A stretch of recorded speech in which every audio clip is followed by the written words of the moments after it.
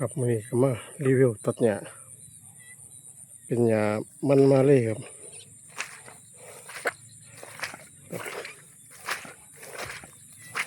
ตัดเพื่อไว้เมื่อคืนฝนตก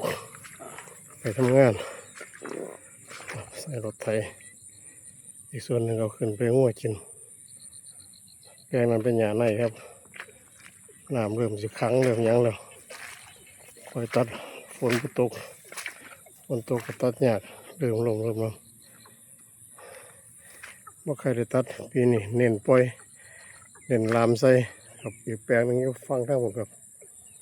หญ้าอึดครับฝนแบบนี้หญ้าอึดกินลงไปว่าบ่อ้วนกับจอยสันหลังว่ามียังขังคักปานนี่ปลูกลามมาแล้วก็เขาข้อไข่กินเฟี้ยงกินหญ้าตัดไปครับโอเค